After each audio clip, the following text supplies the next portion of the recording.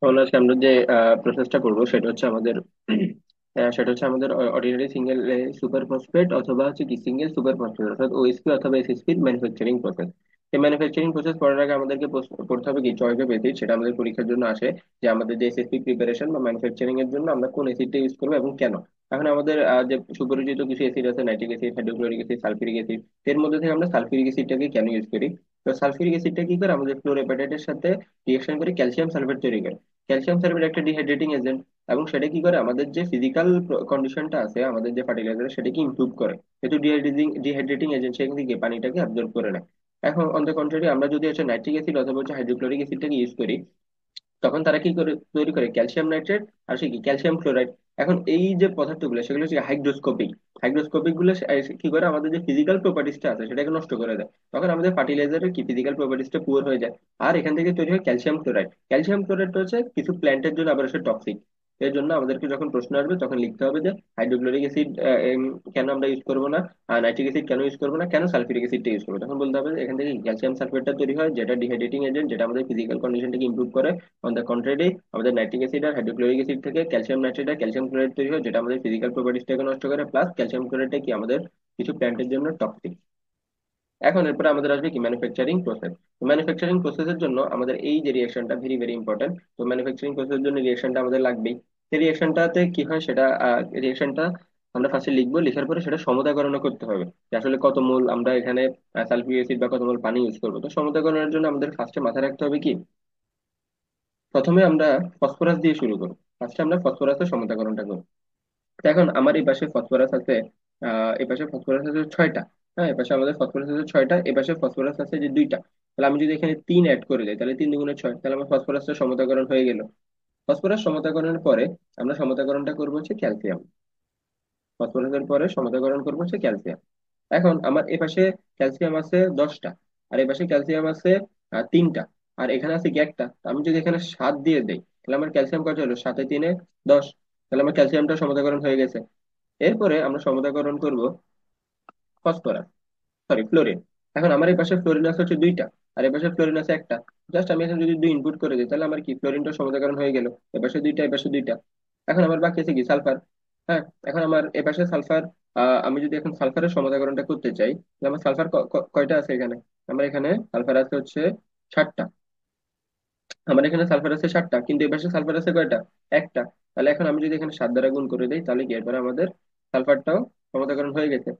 এখন আমার অক্সিজেন আর হাইড্রোজেন আমরা দেখতে হবে কি অক্সিজেন আর হাইড্রোজেনটা সমতাকরণ করা আছে নাকি। এখন আমরা দেখি যে আমাদের এখানে হাইড্রোজেন কয়টা আছে।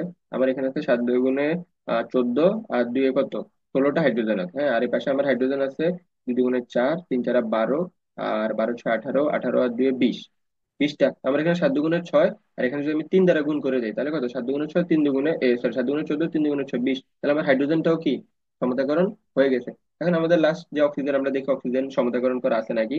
তাহলে আমার এখানে অক্সিজেন আছে কত, 424, এখানে আছে 424, এখানে আছে 4 7 28, আর এখানে আছে 3টা, তাহলে 27। আর 28 হচ্ছে আমার কত, 55টা। এই পাশে হচ্ছে অক্সিজেন আছে হচ্ছে 55টা, আর এ পাশে আমার অক্সিজেন আছে 4 দুগুণে 8, 3 8 24, আর এখানে 3 দুগুণে 3। তাহলে কত, 31। আর এখানে হচ্ছে 4 7 28, সরি 4 দুগুণে 8, 3 8 24, 24 আর 3 27, 27 আর 4 7 28, 55। তাহলে আমার দোনো পাশে অক্সিজেনটাও কত, সমতাকরণ হয়ে গেছে। তো আমরা যদি এই প্রসেসটা ফলো করি তাহলে আমাদের সমতাকরণটা খুব ইজিলি হয়ে যাবে। আর আমাদের রিয়েকশনটা মাথায় রাখা লাগবে যে আমাদের গ্রাউন্ড অফ ফসফেটের সাথে সালফিউরিক অ্যাসিড আর ডাইলিউট করার জন্য পানি দিব। ওখান থেকে আমাদের ঠিক কি তৈরি হবে, এই যে আমাদের ক্যালসিয়াম সালফেট, হাইড্রোক্লোরিক অ্যাসিড, আর হচ্ছে আমাদের কি এই এই মনোক্যালসিয়াম ফসফেটটা তৈরি হবে। তো ফার্স্টে আমাদের মাথায় রাখতে লাগবে কি ফসফরাস, তারপর ক্যালসিয়াম, তারপর হচ্ছে ফ্লোরিন, তারপর কি আমরা সালফারের সমতাকরণটা করব। এখন আমরা আমাদের যে মেইন প্রসেসটা আছে আমরা ওখানে চলে যাব। এখন আমাদের যে পিকচারটা আমরা দেখতে পাচ্ছি এটা হচ্ছে কি আমাদের ম্যানুফ্যাকচারিং অফ ওএসপি অথবা এসএসপির ডায়াগ্রামটা। এখন এখানে আমরা দুইটা কোণ দেখতে পাচ্ছি, এটা একটা কোণ আর এটা একটা কোণ। এখন আমাদের একটা কোণে ফার্স্টে কি আসবে, একটা কোণে প্রবেশ করবে হচ্ছে জি আসবে অর্থাৎ গ্রাউন্ড রুট ফসফেট, আর একটা দিয়ে আসবে কি সালফিউরিক অ্যাসিডটা। এখন গ্রাউন্ড রুট ফসফেটে আমাদের যে রকটা আছে সেখানে 34% আছে কি P2O5। এখন এই যে 34% P2O5 এটাকে, এটার জন্য আমাদের দরকার হচ্ছে কত, 0.58 কেজি সালফিউরিক অ্যাসিড, যেটা 100% বেসিসে। যদি 100% বেসিসে থাকে তখন কত লাগবে, 0.58 কেজি। এখন সালফিউরিক অ্যাসিডটাকে আমরা ডাইলিউট করে নিই, আমরা আগেই বলছি যে আমাদের সালফিউরিক অ্যাসিডটাকে আমরা ডাইলিউট করে নিই, ওই জন্য আমরা রিঅ্যাকশনে আমরা পানিটা অ্যাড করি। যদি ডাইলিউট না করি তাহলে আমাদের যে রক ফসফেটের সাথে সেটা ভালোভাবে মিক্সচার হবে না, প্লাস আমাদের যেহেতু strong sulphuric acid, sulphuric acid খুবই খুবই স্ট্রং একটা অ্যাসিড, সে আমাদের কি এই যে মেশিনারিজ বা কোনগুলো আছে সেগুলো ডিস্ট্রয় করে ফেলতে পারে। এই জন্য যে আমরা সালফিউরিক অ্যাসিডটাকে ডাইলিউট করে 78 থেকে 75% নিয়ে যাইতে হবে কখন, বিফোর মিক্স, অর্থাৎ আমাদের যে গ্রাউন্ড অফ ফসফেটটা আর সালফিউরিক অ্যাসিডটাকে মিক্স করার আগেই ডাইলিউট করে নিতে হবে। এখন যখন আমরা হচ্ছে যে সালফিউরিক অ্যাসিডটাকে ডাইলিউট করবো তখন ওখান থেকে হিউজ পরিমাণে হিটটা জেনারেট হয়। তখন যে কিছু মিল আছে বা যে কারখানাগুলো আছে তারা কি করে, হিট এক্সচেঞ্জার ইউজ করে। হিট এক্সচেঞ্জার ইউজ করে তাকে কত 70 ডিগ্রি সেলসিয়াসে ঠান্ডা করে নেয়। তারপরে আমাদের যে গ্রাউন্ড অফ ফসফেটটা এখান থেকে আসে, আর এখান থেকে কি আমাদের ডাইলিউটেড সালফিউরিক অ্যাসিডটা আসে। এখন তুমি যখন রক আর হচ্ছে ডাইলিউটেড সালফিউরিক অ্যাসিডটা মিক্স মিক্স করবা তখন সেটা কি স্লারি মিক্সচার হয়ে যায়, অর্থাৎ একটা কি স্লারি মিক্সচার হয়ে যায়। তারপর স্লারি যে মিক্সচারটা আছে সেটা কি করে একটা মেকানিক্যাল ডেনে চলে আসে। আমাদের একটা যে মেকানিক্যাল ডেনে চলে আসে, মেকানিক্যাল ডেনে আসার পরে কন্টিনিউয়াসলি রক আর যে আমাদের এসিড মিক্সচারটা আছে সেটা কি মিক্স হতে থাকে, যে আমাদের রক আর এসিডটা কন্টিনিউয়াসলি কি মিক্স হতে থাকে। এবং মিক্স হওয়ার কারণে এই যে মেকানিক্যাল ডেনটা, আর ডেনটাকে তখন কি বলা হয়, এই যে প্রসেসটাকে বলা হয় কন্টিনিউয়াস প্রসেস। কন্টিনিউয়াস প্রসেস বলা হয়। আর এই কন্টিনিউয়াস প্রসেসটা যে জায়গাটাতে হয় তাকে কি বলে, কন্টিনিউয়াস ডেন। এই যে আমরা দেখতে পাচ্ছি এই জায়গাটা, তাকে কি বলা হয় তখন কন্টিনিউয়াস ডেন। আর প্রসেসটাকে বলা হয় কি কন্টিনিউয়াস প্রসেস, যেহেতু কন্টিনিউয়াসলি এখানে রক আর এসিডটা মিক্স হতে থাকে। তারপর কন্টিনিউয়াস রিঅ্যাকশনের কারণে এখানে কিছুটা সলিডিফিকেশন, এখন তুমি একটা স্লারি কে নিবা, তখন সেটা যদি অনাগারে কি তুমি নাড়াতে থাকো তখন সেটাতে কিছুটা পানিটা শুকায় যায়, তখন সেটা কি কিছুটা সলিডিফিকেশন হয়ে যায়। এবং সলিডিফিকেশন অফ কি আমাদের, অর্থাৎ এখানে কি আমরা পাবো সলিডিফিকেশন অফ মনোক্যালসিয়াম ফসফেট দেখা যাবে তখন, ঠিক আছে। এখন এই যে সুপার ফসফেটটা আছে তখন তখন সে কি 0.5 থেকে 4 আওয়ার্স পরে, প্রায় 0.5 থেকে 4 আওয়ার্স পর কি সুপার ফসফেটটা ড্রেন থেকে বের হয়ে আসে। এই যে আমাদের যে ড্রেনটা আছে, কন্টিনিউয়াস ড্রেন আছে, এখান থেকে আবার কি সেটা বের হয়ে আসবে।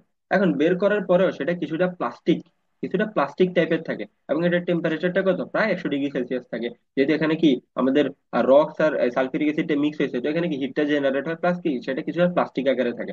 এখন ডিসইন্টিগ্রেটর কি, ইন্টিগ্রেটর হচ্ছে কোনো কিছু জোড়া দেওয়া, ইন্টিগ্রেটর কি সেটা ভেঙে ফেলা। এখন ডিসইন্টিগ্রেটর, এই যে আমরা এখানে দেখতে পাচ্ছি যে একটা ডিসইন্টিগ্রেটর, এবং ডিসইন্টিগ্রেটরের মাধ্যমে আমাদের যে মিক্সচারটা আছে সেটাকে কি করে, ডিসইন্টিগ্রেট করে ফেলে। এখন এরপরে ডেন থেকে রিমুভ করা হয়, এবং ডেন থেকে রিমুভ করার পরে এই যে এরকম একটা কনভেয়ার বেল্ট আছে। হ্যাঁ, এই যে ডেন থেকে রিমুভ করে এনে আমাদের এরকম কি কনভেয়ার বেল্টটা আছে। কনভেয়ার বেল্টের মাধ্যমে, কনভেয়ারের মাধ্যমে কি কি জন্য কোথায় নিয়ে যাবে, আমাদের ফাইনাল কিউরিং এর জন্য। এবার আমরা কোথায় নিয়ে যাবো এটাকে, কিউরিং এর জন্য নিয়ে যাবো, কিসের মাধ্যমে, কনভেয়ারের মাধ্যমে আমাদের স্টোরেজ পাই। এই যে কনভেয়ার থেকে একটা স্টোরেজ, এই যে কনভেয়ারের মাধ্যমে এসে এসে এগুলো কিরকম একটা জায়গায় স্টোর হবে, স্টোর হওয়ার পরে আমাদেরকে নিয়ে যাবো কোথায়, ফাইনাল কিউরিং এর জন্য। এখন ফাইনাল কিউরিং হতে টাইমটা লাগবে কত, প্রায় 2 থেকে 6 ঘন্টা। আমরা এখানে যে স্টোরেজ ফাইলটা করলাম এখানে নিয়ে আসলাম কিসের জন্য, ফাইনাল কিউরিং করার জন্য। ফাইনাল কিউরিংটাতে টাইম লাগবে 2 থেকে 6 ঘন্টা। এবং কিউরিং এর ড্রাইং এর পর কি আমাদের হ্যামার মিল দিয়ে এক্সকেভেটেড এন্ড মিল্ড হয়। এবং হ্যামার মিলের মাধ্যমে আমাদের এই যে কিউরিংটা হলো, কিউরিং হওয়ার পর তো এটাতে কি জোড়া লাগা আছে না, এরকম বড় একটা পাইল আকারে থাকে, এরকম পাইল পাইল আকারে থাকে। তখন হ্যামার মিলের মাধ্যমে এগুলো কি এক্সকেভেটেড, অর্থাৎ ভাঙা হয় এগুলোকে। হ্যাঁ, এবং মিল্ড হয়। তারপরে এগুলোকে ভাঙার পরে 6 মেশ সাইজ, হ্যাঁ প্রত্যেকটা ফার্টিলাইজার যখন 6 মেশ সাইজ হয় প্রোডাক্টটা, ঠিক আছে, বা আমাদের যে ফার্টিলাইজারটা আছে ওটা যখন 6 মেশ সাইজ হবে তখন শুধুমাত্র সেগুলো কি ডিসচার্জ হবে। এবং স্ক্রিনিং হয় এখানে, স্ক্রিনিং এর মাধ্যমে বাইরে এরকম একটা স্ক্রিন থাকে, স্ক্রিনের পেছন দিয়ে এই আমাদের যে ফার্টিলাইজার গুলা বা হচ্ছে প্রোডাক্ট গুলা যায়। তো যে প্রোডাক্ট গুলার সাইজ 6 মেশ সাইজ আছে ওগুলাই কি সামনে অগ্রসর হইতে পারবে, আর যেগুলো হচ্ছে 6 মেশ সাইজ হবে না ওদেরকে আবার আমাদের কি গ্রাইন্ডিং এর জন্য পাঠিয়ে দেওয়া হবে। বা 6 মেশ সাইজ থেকে বেশি থাকে বা ছোট থাকতে পারে, যদি বেশি থাকে ওদেরকে আবার গ্রাইন্ডিং এর জন্য পাঠানো হয়, ওখানে কি আমাদের গ্রাইন্ডিং হয়, ওগুলোকে ভাঙা হয়, ভাঙার পর আবার ওদেরকে স্ক্রিনিং এর জন্য নিয়ে আসা হয়। যদি তখন তারা আবার 6 মেশ সাইজ হয়, অর্থাৎ প্রত্যেকটা ফার্টিলাইজারকে কি একটা অ্যাকচুয়াল পর্যায়ে কি আমাদের পারফেক্ট সাইজে রাখার চেষ্টা করা হতো। এবং পারফেক্ট সাইজটা হচ্ছে আমাদের কি 6 মেশ সাইজ বা হচ্ছে অপটিমাম সাইজে রাখা হতো। 6 মেশ সাইজ হলেই তখনই কি সেগুলোকে আমরা সামনে প্রসিড করবো। আর যদি 6 মেশ সাইজ না হয় তাদেরকে কি আবার গ্রাইন্ডিং এর জন্য নিয়ে আসা হয়। এরপর হচ্ছে 2 মাস আছে। এখন আমরা যদি অনেক বেশি পরিমাণে অ্যাসিড ইউজ করি, হ্যাঁ আমরা ফার্স্টে দেখলাম যে আমরা কি সালফিউরিক অ্যাসিড ইউজ করি, এখন আমরা যদি অনেক বেশি পরিমাণে এখানে অ্যাসিড ইউজ করি তখন কি হবে, বেশি বেশি পরিমাণে এসটিপিও4 তৈরি হবে, বেশি পরিমাণে কি এসটিপিও4 তৈরি হবে। এখন এসটিপিও4 যখন বেশি তৈরি হবে তখন সেটা কি করবে, প্রোডাক্টটাকে অনেক বেশি ময়েস্ট করে ফেলবে টু হ্যান্ডেল। এবং ওই যে আমরা যদি ফ্রি অ্যাসিডটা তৈরি হয়, এখান থেকে যদি অনেক বেশি পরিমাণে ফ্রি অ্যাসিড তৈরি হয় তাহলে আমাদের যে প্লাস্টিকের ব্যাগগুলো আছে, আমরা যে ব্যাগগুলো ইউজ করি ব্যাগে যদি হচ্ছে অ্যাসিড লাগে তাহলে ব্যাগগুলো কি তখন নষ্ট হয়ে যায়। এই জন্য থেকে আমরা অনেক বেশি পরিমাণে অ্যাসিড চাইলে ইউজ করতে পারবো না। এজন্য হচ্ছে কি আমাদের সবসময় পরিমিত অ্যাসিডটা ব্যবহার করতে হবে। এটা হচ্ছে আমাদের যে এসএসপি তৈরির ম্যানুফ্যাকচারিং প্রসেস। আর এখানে আমাদের ম্যানুফ্যাকচারিং প্রসেস আরেকটা জিনিস, যে প্রসেসের কি দুইটা স্টেজ ছিল। তো ফার্স্ট স্টেজে গিয়ে যে আমরা সালফিউরিক অ্যাসিডটা তৈরি করি, তখন সেটা গ্রাউন্ড ফসফেটের সাথে রিয়াকশন করে কি HCl আর কি ক্যালসিয়াম সালফেটটা তৈরি করে। তারপর যে এই যে HTPO4টা আছে, HTPO4টা গিয়ে মোর রক ফসফেটের সাথে ফর্মিং করে তারপর আমাদের মনোক্যালসিয়াম ফসফেট তৈরি করে।